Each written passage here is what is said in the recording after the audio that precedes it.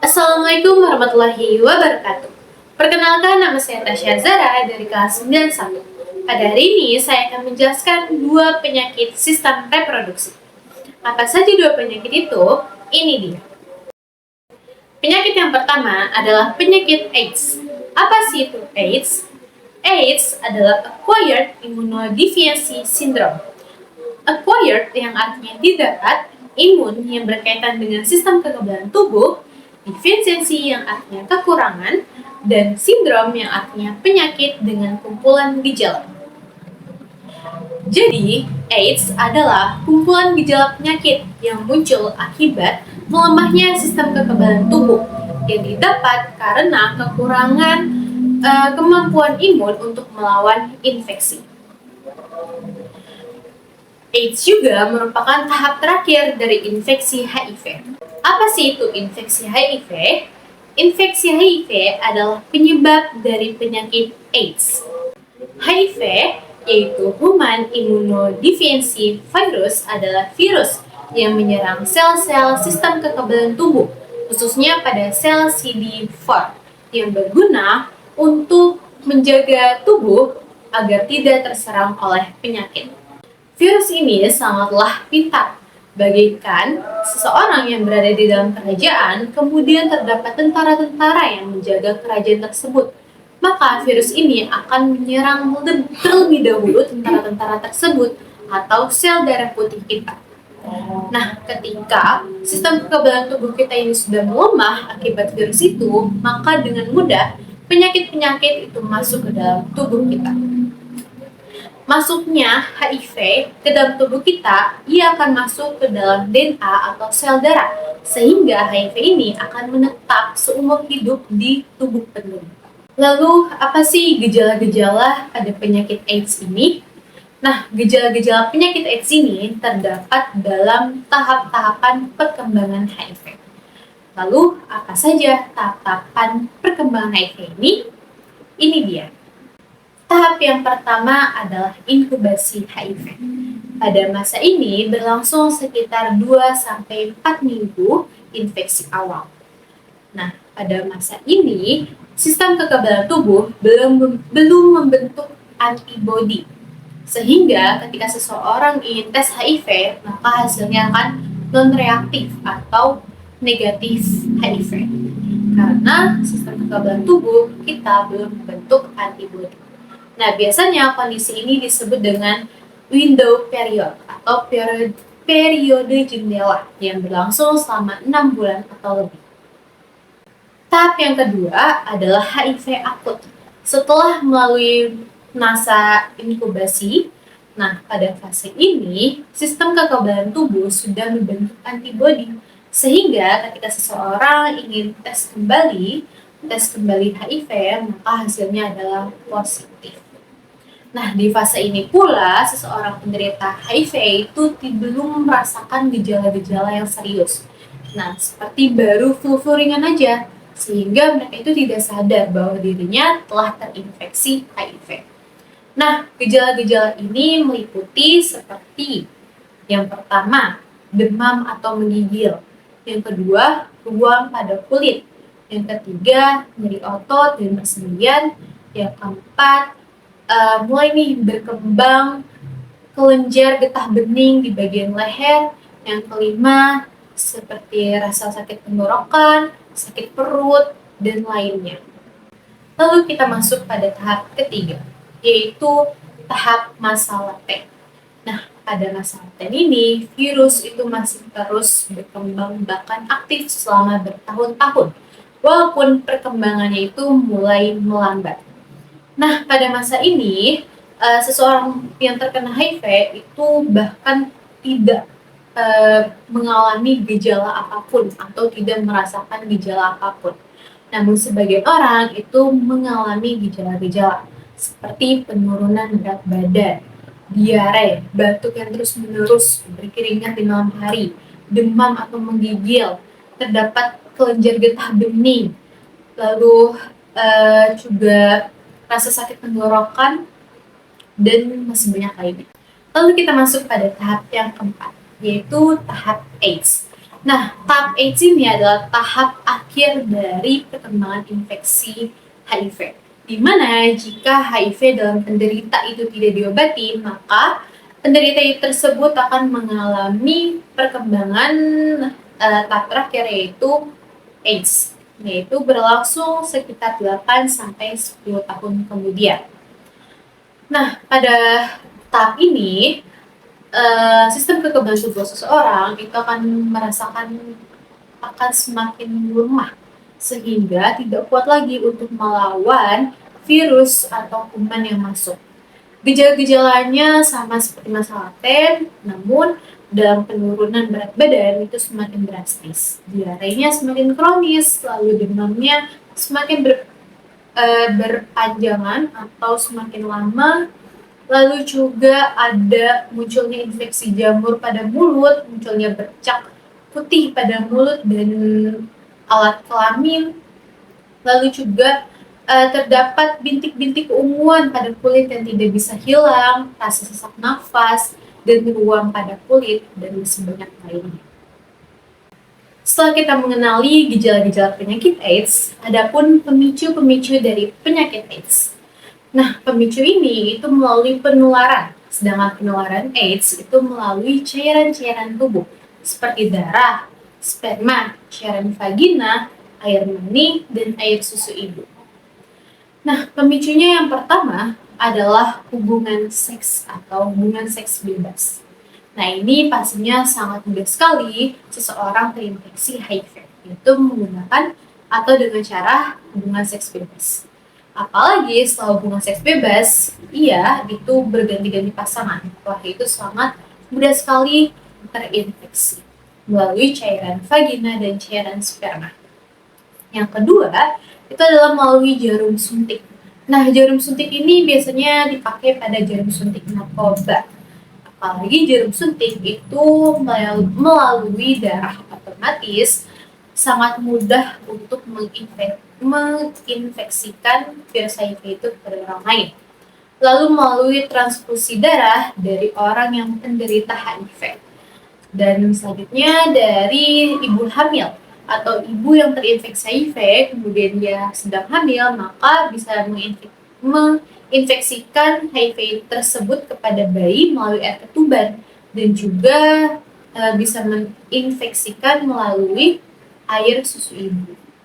Lalu juga ada penularan atau pemicunya melalui luka yang terbuka dari penderita. Nah, perlu diingat lagi nih bahwa seseorang penderita HIV ini itu tidak tertular atau tidak menular melalui kontak fisik, yaitu seperti jabat tangan, berpelukan, atau menggunakan alat makan yang sama.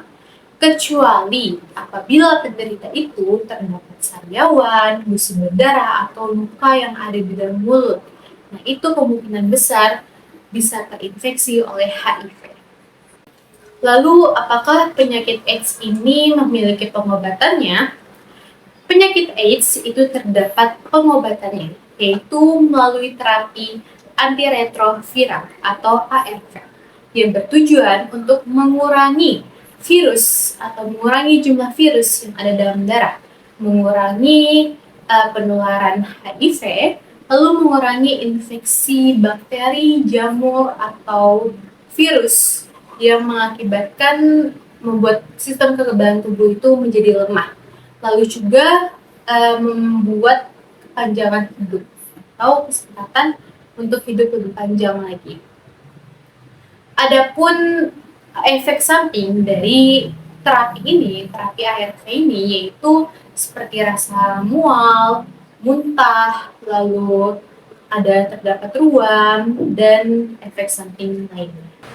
Bisa dibilang pada ARV ini ia bekerja untuk mencegah perkembangbiakan virus di dalam tubuh dan juga mencegah kerusakan sel CD4. Setelah kita mengetahui pemicu dan pengobatannya, lalu apakah ada cara pencegahannya? Pastinya ada. Cara pencegahannya itu disebut dengan ABCDA. Nah, A yaitu abstinence, yang artinya tidak berhubungan seks.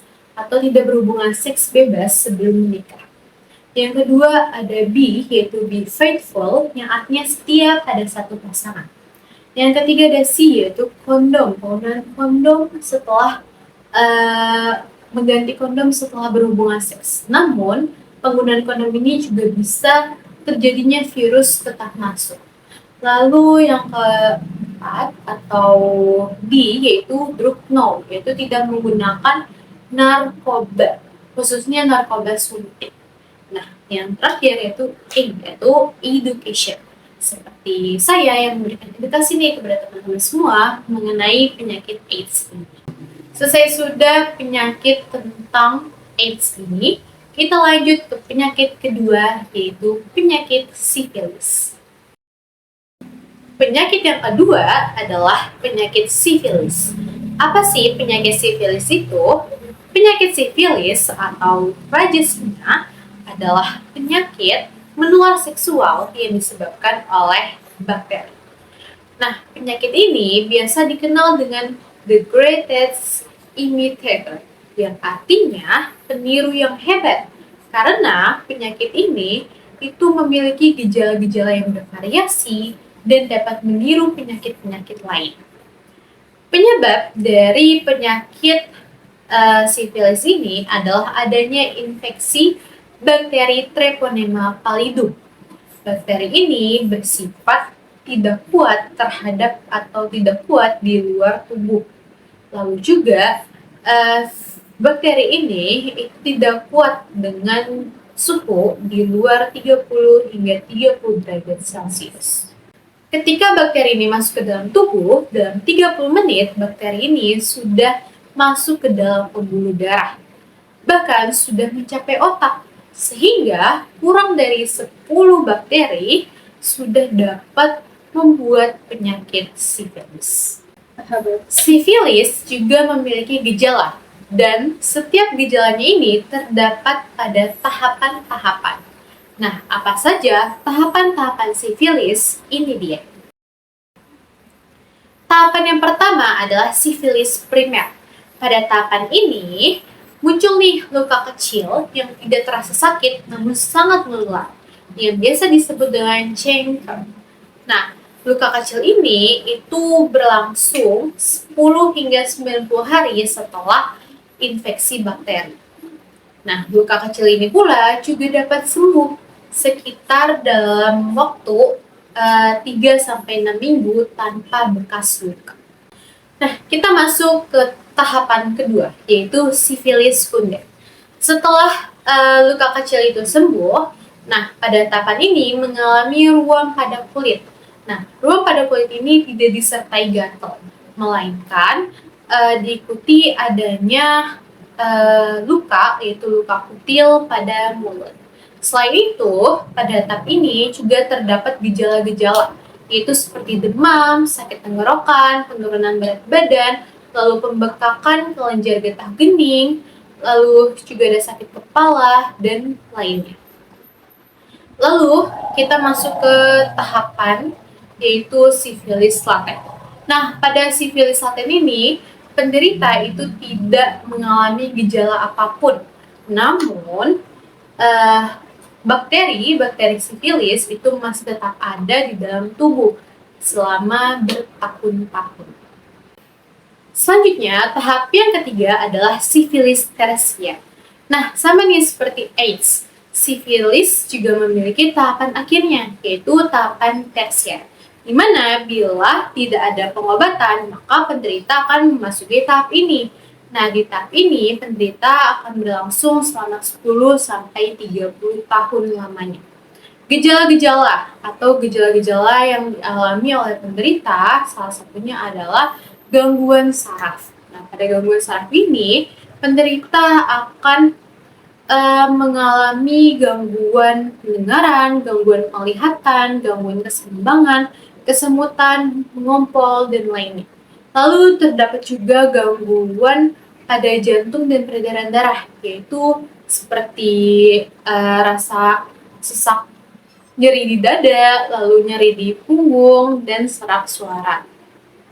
Lalu juga ada dalam gangguan jiwa seperti pikun atau gangguan mood. Dan juga terdapat pada gumah atau biasanya itu munculnya benjolan yang bisa muncul di tulang, kulit, ataupun organ lainnya. Apabila gumah ini dibiarkan saja, maka akan beresiko kerusakan organ lainnya. Nah, penyakit sifilis yang tidak disembuhkan itu juga dapat dengan mudah mengalami komplikasi. Salah satunya adalah sifilis kongenita, yaitu sifilis atau penderita pada ibu hamil. Nah, ketika penderita itu ibu hamil, maka akan beresiko penularan kepada bayinya, sehingga mengalami persalinan prematur atau bayi itu meninggal di dalam kandungan ataupun bayi meninggal setelah lahir. Namun, ketika bayi itu dapat berhasil dilahirkan dan masih hidup, maka bayi itu akan mengalami gejala ruam, salah satunya di telapak tangan, dan memiliki kelainan gigi serta kelainan bentuk hidung.